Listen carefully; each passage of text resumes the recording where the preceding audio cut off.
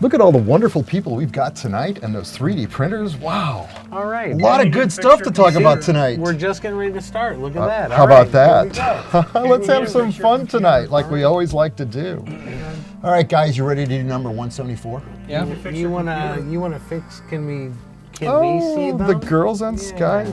Look at that. Isn't that wonderful? How about that? Yeah. All right. All right, Mitchell Buffetting's running camera for us tonight. Mitch, I think if you give us a countdown, we're going to have some fun tonight. What's neat this week? Take 2, 3, 2, 1. The What's Neat This Week video podcast is supported by enthusiastic model railroaders just like you. These are anyway. Further support is provided by Microengineering, keeping you on track with quality products for 55 years. Check out their website at www.microengineering.com. Order from your local dealer or order direct by calling 1-800-462-6975. And by Intermountain Railway Company, where the detail makes the difference. Check out their website at intermountain-railway.com. Additional support is provided by Yelsma Graphics, America's leading distributor of quality railroad art and embroidered clothing since 1985. Check out their website at yelsma.com. Further support is provided by the NCE Corporation, the power of DCC. Visit their website at ncedcc.com. And thank you for supporting the What's Neat This Week podcast.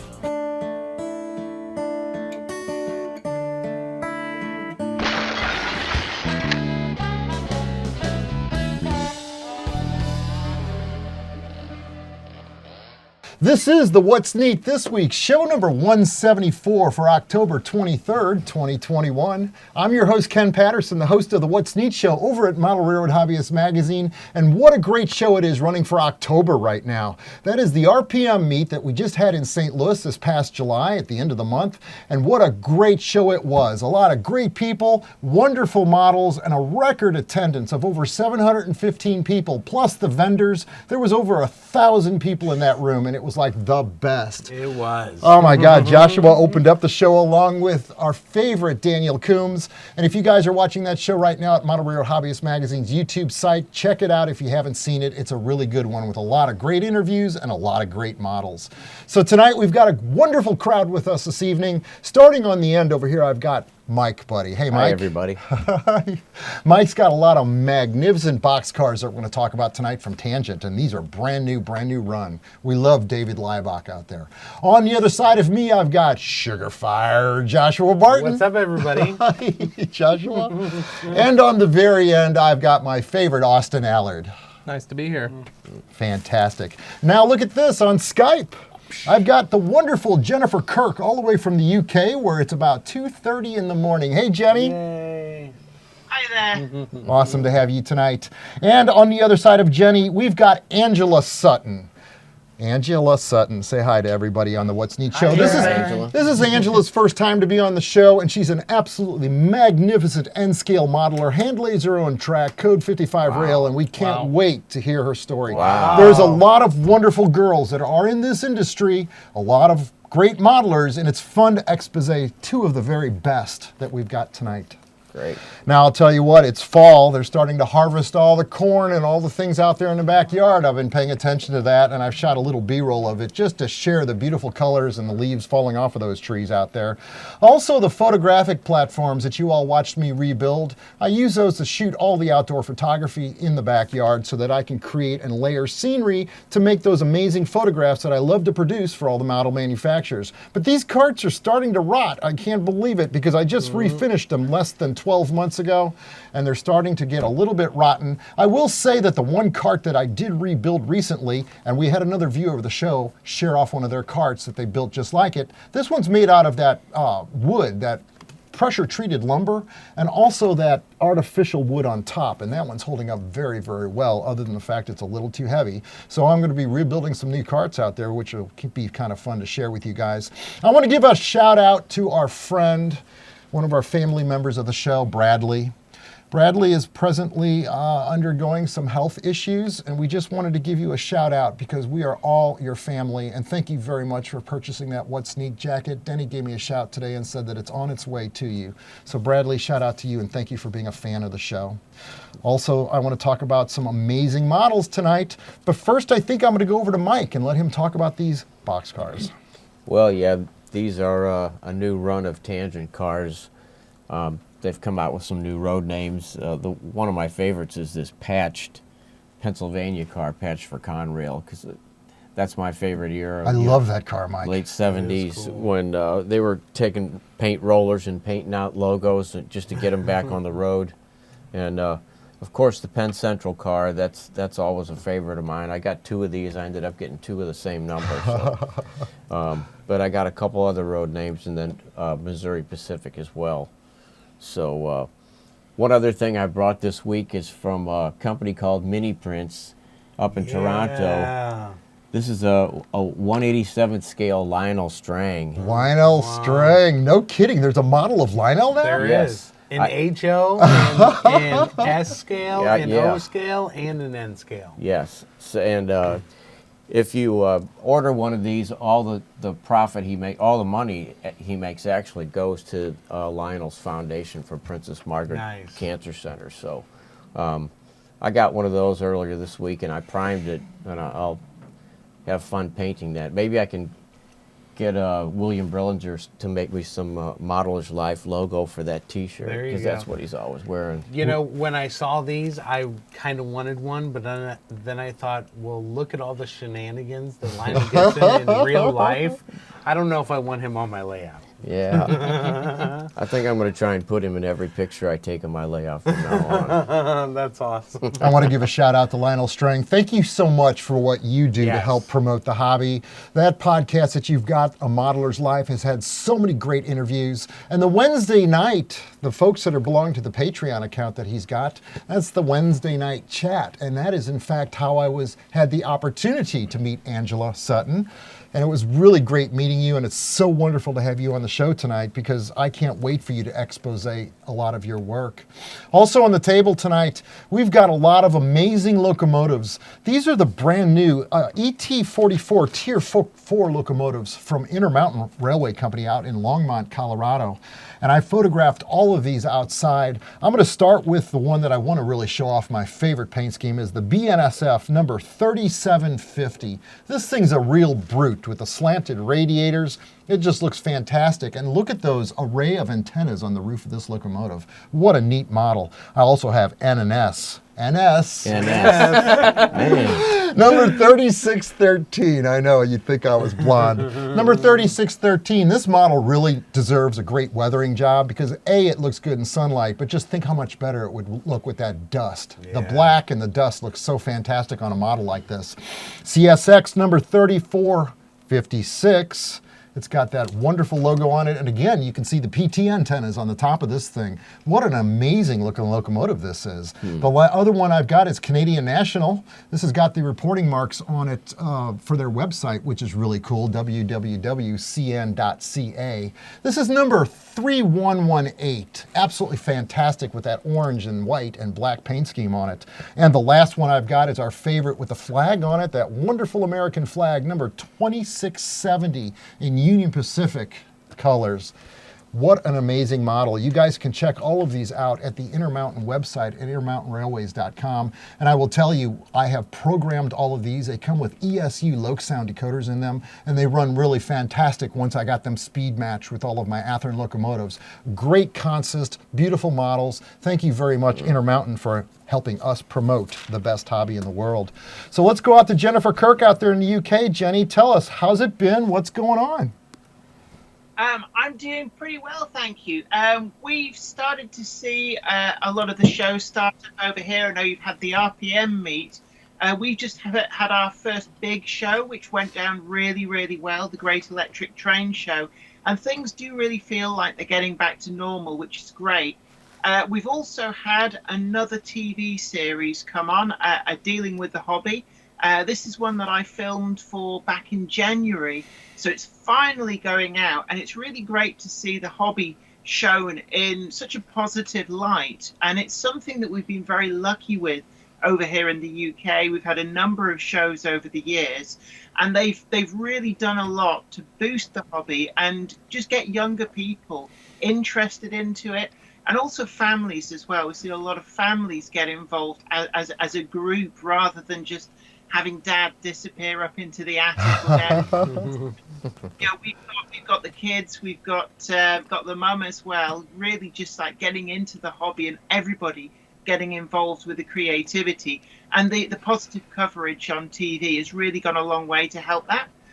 So the program that I built the model for hasn't quite been shown. So unfortunately, I still can't show you the amazing build that I did for the TV show. But I believe it's next month, episode 7 of the series, where they go down and in depth into this Escher-inspired build that I did for the TV company. So I'm really looking forward to that. But it's getting a very positive feedback on the first 2 episodes so far. And in terms of models, we've had a lot of what we call pre-grouping, which is pre-1923, which historically, for those who don't know, that's the point at which the literally hundreds of small railway companies in the UK were grouped together to form what we call the Big Four railway companies: the Great Western, the LMS, the Southern, and the LNER. Prior to that, we've been fairly poorly served in terms of ready-to-run models, but we've seen a massive explosion in recent years, and we're just on the verge of seeing get into the shops. We've got an improved precedent, which is a really dainty 19th century locomotive. Oh, wow. Wow. That is cool. And it's when you compare it to the more modern locomotives, they are so tiny. And then we've also got the Cali 812, and you can see here, it just really pops in that amazing light blue. I love that blue That is color. cool. Yeah. That is so Absolutely. nice. Thomas the Tank Engine style, almost. Yeah. Now that first locomotive that you just held up, that's the same as this. Oh. That's the same as this Emily locomotive that Bachmann made. Is that correct? No, that one's based on a Stirling single. Okay. That has been made ready to run by Rapido trains a couple of years ago. But still, again, a very eye-catching locomotive. This particular one, improved precedent. There is a preserved example called Hardwick, and it was a veteran of what they call the Race to the North, which was where various different railway companies were competing for the fastest trains from London to Scotland. And the original improved precedent Hardwick managed to achieve a sustained average of, I think it's 67.25 miles per hour for the full route, which probably doesn't sound a lot to us, but you've got to remember this was in an era before air travel even existed. I don't think that the Wright brothers had even flown at this point. There was no personal cars. The car didn't exist. The internal combustion engine didn't really exist. So to be able to travel at a sustained average of 67.25 miles per hour was actually something quite amazing. Wow. Yeah. Yeah. Can you hold that model up one more time, that first one? I want to get a good look at it, because you're right. That doesn't quite look like Emily, but it's still got those great big drivers designed for high speed, doesn't it? Yep. Absolutely, yeah. I mean, this very much is a locomotive that is designed for sustained high-speed running over long distances. And it's been brought to the market by Bachmann Trains in partnership with one of the big retailers in the UK called Rails of Sheffield. Okay. They're due for release next month. We've had a lot of delays because of the shipping issue. I expect you guys over there have seen a lot of problems as well, getting shipping containers out from China. But they should be in the shops the early part of November. So I'm really, really lucky and quite privileged that Rails of Sheffield loaned me 2 of the review models. You're right. The supply chain here in the U.S. has also been affected. There's a lot of ships parked outside of Long Beach and the other ports. In fact, they're starting to use a lot of the ports on the East Coast trying to save time. Recently, they've said, last week, I think, there was a speech made by our leader that said that they're going to open the ports 24 hours a day. So that's something that they're doing to try to alleviate the bottleneck of things.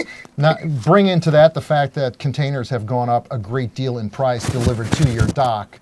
But I think we're going to survive all of that. A lot of the model manufacturers are in fact coming out with good stuff. So let's go out to, I want to go out to Angela Sutton for a few minutes. Angela, I'm going to pull some pictures off of your Facebook page of your N-scale dioramas that you've built. This modular layout is absolutely amazing. You've got hand-laid track. I did brag about the fact that you love to use that Code 55 rail, which makes your models look that much better. Tell us about your passion for N-scale in the hobby, Angela. Sure. Well, I guess the simplest way to put it is I'm really kind of building a time machine right now, which is not that unusual for model railroaders, I don't think. But in this case, it's to a time I didn't really experience myself. This is the Monongahela Valley in about 1949, when the steel industry in the area was approaching its post-war peak. And the Monongahela is one of the three rivers that comes to Pittsburgh, the city of Three Rivers. This is the southern one that runs down into West Virginia. So I'm going to maybe talk about, do we have the prototype pictures? I do. Ken? I think you've sent us 8 photographs. If you'd like to walk us through those, I'll be showing the viewers these photos as you discuss them. Sure. So let's start with the first one. This is the picture of the Norfolk and Western caboose. So for the model trains, just to back up a second, like a lot of people, my dad was the guy who had the model trains in the house, and he had Lionel trains. He had a fairly extensive HO brass collection. Sometimes the Lionel trains would be running. We sometimes had them at Christmas. I particularly remember the Blue Comet set from when I was about 5 years old. So I was sort of interested in this stuff to begin with, but Pittsburgh was and is a great rail fanning town, and I lived within earshot of a couple of grade crossings on the old Pittsburgh and West Virginia. And as I got older, I began to realize that there's this crazy thing you could do where you stood by the tracks and took pictures of the trains. So I'm doing that too. So this first picture is actually on the Pittsburgh and West Virginia. This was walking distance pretty much from where I grew up. And if I spent, a buck or two on the T and went downtown, if we go to the next one, there's lots of heavy mainline railroading, particularly on Conrail, which was really kind of at its peak or approaching its peak at the time. This is about 1990. And, where I was headed, by that point I had also sort of latched onto N-scale trains. Something about the size just really appealed to me. And we had these great running Kato mechanisms that made it really viable to have a good layout in N-scale at that point, for the lay person, I guess. And I was sort of headed down the road of being a Conrail modeler, but I think, and even it's true today, if you stand by the tracks, you're conscious of the fact that there used to be more stuff there, generally, in some way, True that. in most parts of the country. Yeah. And going through the library, if we go to the third one, I stumbled on this little book called Rails to Pittsburgh. It was by this guy, Walter Fiebelman. And the book was a compilation of about 30 years worth of his rail fan photography, but the core of it, probably about half the book, came from a couple of trips he took to Pittsburgh when he was pretty young, in his early 20s, in 48 and 49, and he was just wandering around the city with a borrowed camera. And although the pictures aren't really technically the best, he's no Winston Link, they really show the railroad serving the steel industry, which at that time was sort of called the workshop of the world, when both were kind of at their post-war peak. And it sort of started to fill in a lot of the gaps for me and say, oh, this is what was there. Right. Right. And this was a world that my parents had known to some extent, my grandparents had certainly known, my great-grandparents had known, but I didn't, because in the 80s and 90s, the steel industry in Pittsburgh was falling apart. So, I began to take an interest in getting all this historical data together, and it kind of set the hook to figure out how to translate that place and time into model form. Right. And so just a few more photos just to show some of what I was discovering as I was researching stuff. So the next would be the Seaboard unit. This is, again, 1990. This is on Pittsburgh's south side, not too far from the old Pittsburgh and Lake Erie Railroad Station. I threw a red arrow on that image just to indicate where that was. Right. And this is the Seaboard unit. This is on Pittsburgh's south side, not too far from the old Pittsburgh and Lake Erie Railroad Station. I threw a red arrow on that image just to indicate where that was. Right. And this is the And then going back now, this is the next one, the first black and white. This is from 1936, and the Pittsburgh and Lake Erie is recovering from a spring flood. You'll see the arrow. There's that same station building. The photographer of this photo is maybe 50 feet behind where I was standing, over 50 years later. But you can see, there's obviously quite a bit more rail infrastructure here. And the next pair, I think, are maybe a little even more dramatic. So the CSX Freight sort of from above. This is, again, 1990. Again, near the Pittsburgh and Lake Erie passenger station. This is taken off the Smithfield Street Bridge near downtown Pittsburgh. And a little remnant of the old passenger platform is there. That's one of the arrows. And the other is that billboard on the terminal warehouse in the back. Right. Isn't it wonderful getting photographs off of bridges like that? It's just a great way to see everything. It is the perfect vantage point, and Pittsburgh has tons of them. And it's a really great way to see the trains in the area. So this next black and white, this is 1937, and again, unfortunately for the Pittsburgh and Lake Erie, another flood. But you can see the red arrows again. Those are those same sort of landmarks, the passenger platform and the billboard. But you can see instead of the parking lot, there's all this freight rail infrastructure. Okay. And that was obviously really interesting to me. And I was sort of primed to get interested in the steam era because of my dad's collection of the brass locomotives and so on that were sort of scattered around the house. And then this last one I sent over in advance. This is Homestead, Pennsylvania, and this is probably one of my all-time favorite rail photos, and I think shows what I'm really driving at with the model railroad, which is this dense rail infrastructure serving this dense industrial infrastructure and running down these sort of man-made canyons. So this is 1944, so this is in fact wartime. And you can see everything that's jammed in here. On the far left is the town of Homestead and sort of the end of the residential commercial district. The Pennsylvania Railroad, Monongahela Division and Main Line is running right along the back of that. There's an interchange yard here with the Pittsburgh and Lake Erie. And then in the middle of the picture is the Pittsburgh and Lake Erie's own yard, and then on the right side, their main line at an interlocking here where their main line fans out from 2 to 4 tracks. And on the far right of the photo is the Homestead Works, which is one of the largest steel works in the world. And this particular part of it was known as the Defense Department Works section. And this was built wholesale new in 1943, basically to make naval plate. Nice. So yeah, at the extreme far right, the closest building actually in the steel plant there is the ingot stripper, and behind it is the rolling mill section. So, this is just a really compelling time period, I feel like, to model. And so I've been sort of coming to grips with this really ever since in model form. And, getting into the planning process, I was collecting research and trying to figure out what went where. And, I really needed to organize this in some way. So I started just dumping it onto a drawing. Not in any particular room, but something that was feasible to build and met reasonable model railroad standards for N scale.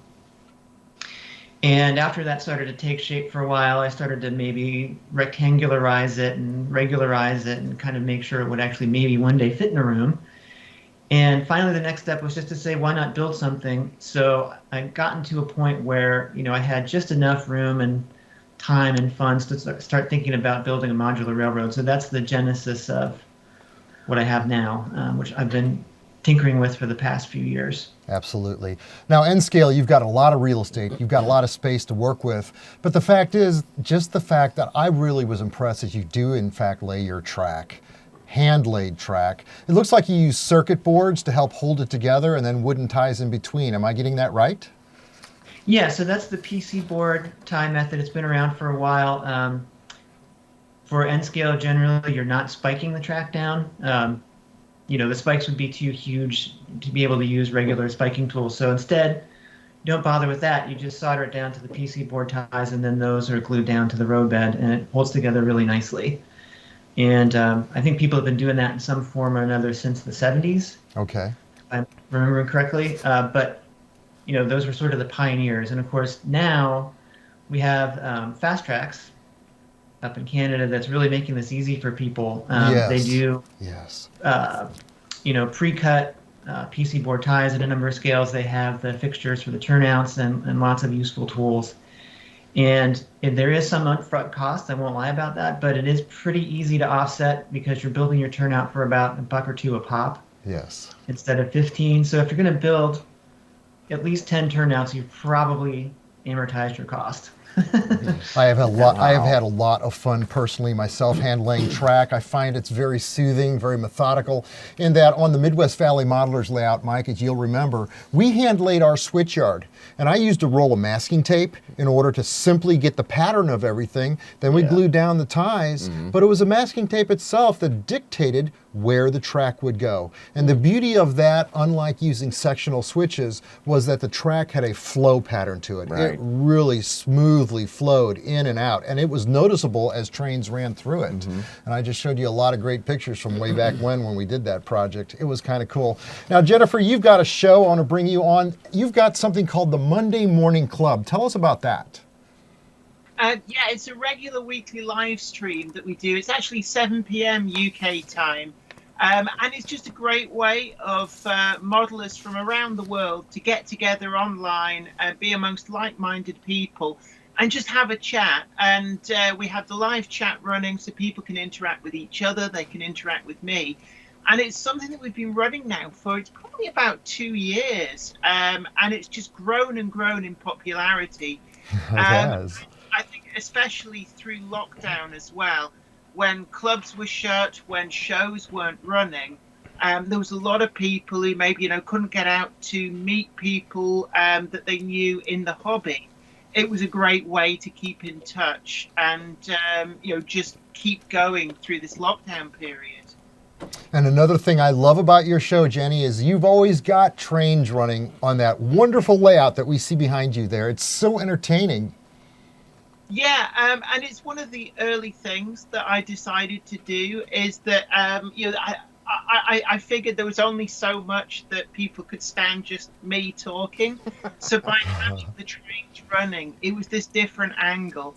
And it made it feel more like maybe, say, a night down the club with people with a big club layout where you can watch the trains run, but also socialize with people. So we've got a whole load of different cameras in here that allow me to do some very close-in shots from, I think there's about 5 or 6 different angles set within the model that I can change between. So there's always something new and something different for people to see on the screen. And I think that's another thing that just makes it stand apart from whatever else is going on YouTube. And certainly it's a formula that does seem to be working really well.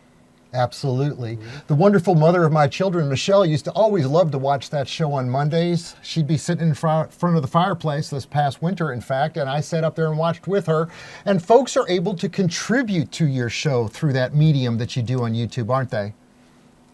They are, and it's one of the great things. I know you probably know yourself, Ken, that this hobby is not an inexpensive hobby, and certainly to keep producing a lot of the video content does cost money. So it's not an obligatory thing, but some people do donate through YouTube itself, but also through Patreon, and it's a great way of supporting YouTubers in general and help them to keep making the videos that people want to see.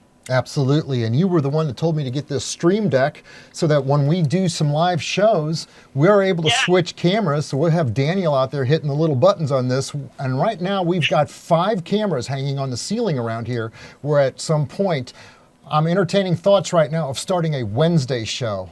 It's going to be more like a podcast, but it'll be a visual podcast. I've been talking to a few individuals about that that are going to help me produce that show. And it'll just simply help us add to supporting the hobby out there. I think it'd be a great idea. I've got a lot more extra time coming up on my hands here, and I'm going to take full advantage of that to help promote the best hobby in the world. I also want to give a shout out and thank very much the folks out there that did in fact contribute and help us support the show this past week. We did announce that on kenpatterson.com. There's a new segment on the homepage where you can help us support the hobby, and I want to thank very much the folks that did just that this week. It'll help us with production values, it'll help us with more equipment, and help us with the travel budget so we can get around and do shows around the country, which I'm absolutely looking forward to. I want to get Mitchell to turn the camera over to these tables over here because James Regier was here earlier in the evening and we started shooting a video about 3D printing and 3D washing. And this is a resin printer. This is the Anycubic Photon X printer. I think it's called the Photon Mono X printer. And that's the device that is the closest to Mike right here. It's absolutely amazing to me in that when you put your models, when it prints out a model, they actually hang upside down from the print table. If you remember the Dremel Idea Builder 3D printer that we featured on the December 2015 What's Neat show over at Model Railroad Hobbyist Magazine, in fact was a printer where the model was printed straight up from the bottom up. This is absolutely the opposite of that in that the model actually hangs, the table rises up, and as the chemicals, then the resins, then get hit with that UV light, every single pass is then printed in very thin, super detailed, it's amazing. That's pretty cool. And I'll tell you what, watching James set this up tonight, it was super easy. The setup, the whole idea behind it, I thought was complicated, and it's not. I want to thank Greg from GL Robotics that supplied, in fact, James Regier with this machine. Now, right next to it, you can see the wash plant. In fact, they call it the Wash and Cure Plus. And it's fascinating in that the machine does two things. You fill the vat that you see with alcohol, and the model is inside the vat. It hangs upside down in the vat. And the alcohol is cleaning the model from all the sticky residues off of the resin. In fact, there's a magnet underneath that spins a rotor in size similar to that of an old washing machine that then washes the model off. And I know you're going to give me trouble about wash, Austin. And then also, there's something else we shared on this. It's got UV lights. There's a great big light bar on the back of this device that actually cures the resin through the UV light process as the model spins around on a table. It's actually a quite simple design, but the whole process itself is absolutely amazing to watch. And we're creating a What's Neat video on that that's going to run probably in January or February to show how each one of these devices work. So look forward to that. Now, Austin Allard, I know you brought a really cool model that you wanted to talk about that's on the table tonight. Yeah, so I haven't been doing much model railroading lately, but I was able to pick up a Rapido 53-foot Gunderson single car. It's on track for the cure. Since October is Breast Cancer Awareness Month, I thought I'd bring it. And it's cool that Rapido is donating, I believe it's $10 per car to Lionel Strang's foundation. Great. Awesome. So good for Rapido. And then to touch back on the handling track, I am going to be handling number 12 turnouts next Thursday and Friday with a friend off of work, so wish me luck. No, dude, it's easy. On the Midwest Valley Modelers layout, we hand-laid number 20 crossovers. And there's nothing more smooth. I don't know if I'm going to go that big, but they will be number 12. It's 79 feet from the points to the frog on one of those turnouts. Wow. They're actually the same size as what I saw over here in Dupo. I shot prototype pictures. That's 20 sitting there on the wall there. Yeah. We do have one of those on the wall. That was the very first experiment because I wasn't going to go public with it unless I knew that it would work. Sure. But it did. We used code 70 rail to lay these turnouts, and they came out really, really nice. And again, the transition from one main line to another, high speed running through those passenger trains, it looked absolutely smooth. It was absolutely natural, and it's quite simple to do. All you need is a roll of masking tape and a whole lot of time. We're going to be using the fast track system. I got to go to microengineering this week to pick up a rail to use, so I was down. I've been there twice this week, and I love going down there. Ron and all the folks down there are so nice, and it's just like Santa's workshop. Those machines are just humming as they're cranking out some of the best track in our industry. I love the way it looks in all of my photographs. It makes my photos look just that much better, doesn't it, Mike? Sure does. Now, there's some models on the table. These are signs. Tell us about that. They're Tennessee Valley. They started up, I guess, 2 years ago doing certain things. And then due to the pandemic and everything this year, they had to kind of shut down. Ian just got a hold of me this week and told me that they are up and running. They're going to start doing limited runs.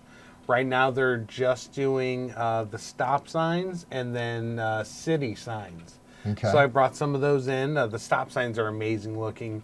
And the town that I depict on my railroad is called DeSoto, and we'll run some That's B-roll right. of this Your lab DeSoto. looks so good. Those are pretty cool signs. Yeah. They are amazing. So these are the only things they're running right now.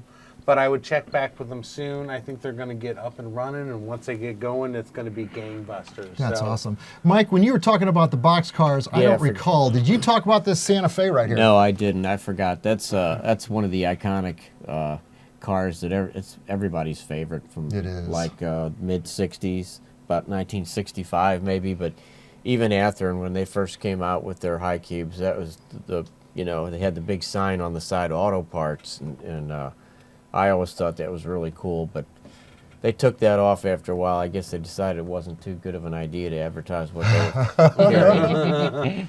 So how long did these run? Well, Can we find them today in railroads?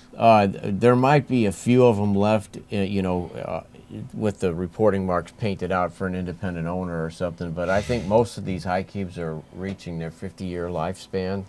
I see. And so I don't really know what the laws are on that, but I don't know. It's been a long time since I've seen one of those Santa Fe's. Yeah. But they were around for a long time. That was a popular scheme, and they kept repainting them without the auto parts on there. And after a while, they dropped the shock control too. But they always had that big red side with the white Holy Cross or It's Yeah, fantastic. That was awesome. so. Now, Sugar Fire Joshua, right on top of the Santa Fe beautiful red box car, there is something really cool You here. see that? Yeah, what is that? That's a little premonition for what might be coming down the chute here in the near future. So I just thought I'd throw it on the table and let people goo and ga over it. And we'll talk a little more, probably a little after the new year. That's making me hungry just looking at it because I know how much I love going down to Sugar Fire and hanging out with you. It is so much fun. I want to say that one of our friends, Robert Getty, came down there and said hello to you at Sugar Fire, Yeah, didn't he? sure did. I'm going to show a photograph of you and Robert shaking hands and smiling together after a great meal. I want to thank you, Robert Getty, very much for creating the WN Index. And what that is, that's a glossary or an index for all of the What's Neat shows that run over at Model Railroad Hobbyist Magazine. In fact, I use that quite often when I'm looking for what month any one given subject matter ran in one of our videos when I'm either covering it on this show. It's a very handy index. And it's hard for us to call Daniel all the time. To Yeah. go, what show was that? It says it right there on the website. In case you can't get a hold of Daniel, that's what That's the right. just WN index is for. You can Google that and find it. Thank you very much, Robert, for doing that. Also, I want to give a shout out to Randy Hook. Randy created a website for this podcast. For this show. It's not really a podcast, but it's called whatsneat.com. You can find it there at whatsneat.com. And that features every single guest that we've ever had on the show. So when you go through the show and you look up Angela Sutton, there will be a photograph of Angela, and there will be then the subjects of what they talked about on the show. Plus every single product and every single model that Mike has ever talked about or I have ever talked about or any manufacturer's product is also broken down on that index. And it's all broken down. It's amazing. It's not only just broken down by the manufacturer's name, but it's broken down by what type of freight car it is. So you can look up the PFE cars that we talked about on the Intermountain, on one of the shows from Intermountain, whereas we talked about the entire history of the PFE cars and how the evolution of the cars went, even up into including when they started putting fans in them to help dry them as the technology progressed. So it's an absolutely amazing glossary created by two of our best friends out there in the hobby. And I want to tell you guys, we sent them each What's Neat jacket, so here comes winter. I'm looking forward to wearing mine. Me too. Denny Yelsma is sending me a lot of blue jackets now and blue shirts, which I look forward to wearing on the shows. I'm changing my colors from black to blue, but it's absolutely amazing. There's a lot of love in the room, and we've had a lot of support from a lot of great people that help us create and promote the best hobby in the world. So with that, I do want to say that when we were talking about the 3D printers, I failed to give out the website where we learned about all of these, and you can also purchase them, and that is GL Robotics USA.com. Be sure to check it out. It's a great website, and in fact, when you're looking at KenPatterson.com, it's not all about just supporting our show. You can look on that website and see a lot of the courtroom models that I've built for BNSF Railroad and a lot of the early photography that I did over the years for a great deal of the manufacturers in the past. It's quite an expose of art, which is what I said before on the show. This hobby to me is about creating photographs, creating three-dimensional arts. It's like creating a painting, except for you've got to build it first. And I want to share with you just a couple of photographs. I've been showing a lot of slides on the past shows because it makes for great material. I'm going to start out by sharing a photograph that I did for Atlas a long time ago. And this was on a module, and it features a tank car. Simple photograph, but think about it. The roads, the lines, the dimensions of the road, how wide are road lines, how wide are roads. All of that's exposed in this photograph. I also did a very early photograph of some lifelike locomotives. In fact, the GP30 that you see in this photograph has been on more covers than any other one model that I've got. And Chris Palomares is remotoring this model for me and tricking it out for me, and I can't wait to see how that turns out. Another photograph that I'm going to share for you, which is one of my favorites. This is a Bachmann advertisement that I did way back when. I want to say I was around 2003. That's the same year my son was born. But this is one of the very first ad photos where I absolutely tricked out all the models with oil paint weathering. I mean, who does that? Most manufacturers want their models to look clean and bright, but I thought it would add to the serving suggestion to make the models look actually prototypically accurate with dirt, rust on the roofs, weathering the steam engines, and everything like that. And that was shot on the Midwest Valley Modelers Interchange module, the photograph that I'm showing you right here. So just a couple more photos that I wanted to share on this show. The last one is going to be a G-scale boxcar. This boxcar was made by Aristocraft. And again, I pulled out all the stops on this one, weathering the roof with oil paints and silver paint to create that effect that you see on so many of those PS1 boxcars. And again, weathering the sides of it with oil paints and just drawing it down with a brush, creating that dripping rust effect that Mike Budde has shown us how to do, and you are so good at it. So guys, let's look around the table one more time. Here in the studio, have we covered everything we want to talk about? I think so. Think so. And going out to Skype land, I want to go to Angela one more time and go out to Jenifer. Have we covered everything for you girls out there? I think so. Thanks, Ken. I think the only thing I forgot to mention is when we talked a bit about the donations and stuff, was that I forgot to mention that my special commission wagon is pretty much due. I think next week. I've now been told it'll be in the shop and ready to dispatch. So I just thought I'd mention that. The box looks fantastic, and I'm Yeah. showing photographs on the screen right now of that beautiful, as you call wagon, or we in the States call a freight car. And you've got something neat on it in that you've got the logo for your show. You call it graffiti, but it's that wonderful circle with a K in it, isn't it, Jenifer? Yeah, we wanted to personalize the wagon. So the actual base, the base freight car is prototypically accurate for a particular freight car that ran in the UK through the 1970s into the very early 1980s. And to that, we've added the JK logo, which is the logo for my YouTube channel, but done it as if it's a spray tag done by a graffiti artist. When they go down and tag all the freight cars in a yard. And it was just to make it a little bit more special and a little bit more personalized for the channel. That's absolutely fantastic.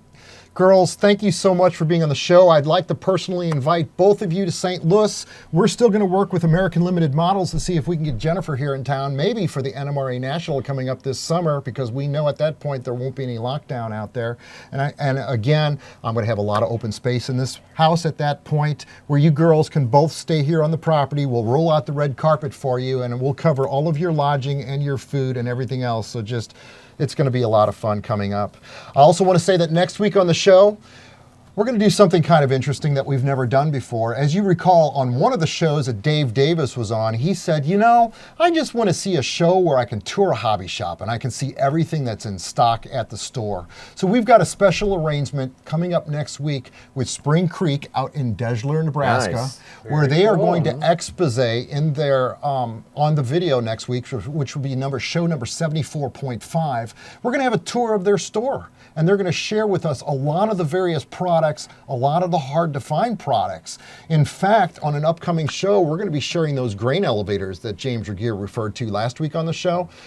Just some amazing models, a lot of neat material coming up. Those grain elevators are 3D printed, and it takes a week to print just one model. So a lot of neat stuff coming up in the best hobby in the world with all the best people in it, guys. So now we're going to take our wonderful NCE hammerhead throttle and the smaller throttle, and we're going to just kind of disband, and we're going to run some trains tonight. Is that right? Right. All right, guys. Yeah, see you later. Rock and roll. I think that was good tonight. That was awesome. Yeah. Girls, you did fantastic. Yeah, it was Now really- what we're going to do is we're going to shoot another show tonight here in the basement, which is the first time we've shot 2 shows. We're going to shoot number 74.5 after all the guys. 174.5, Did I say that? yeah. 174.5 after the boys down here watch this video first. And so we're going to produce that hold next. on, before they go, let's do a thumbnail. Thumbnail shot. Okay, that's right, guys. Girls and boys, we're all going to wave at the camera, smile, and do something, show some teeth, and let's create the thumbnail shot for YouTube, okay? Go ahead, Angela. Show me some teeth and wave. I cannot see them in the computer at all. You can't? No, Not at all? not at all. How about now? Can you see the screen now? How about now? Oh, I can see the screen. It's just too bright. That's Okay, just smile and wave. There we go. All right. all right, guys. Let main camera roll. Oop. That's okay. I got camera number 2 for this. Everybody take off your lapel microphones carefully. Before you get up from the table, I will kill sound.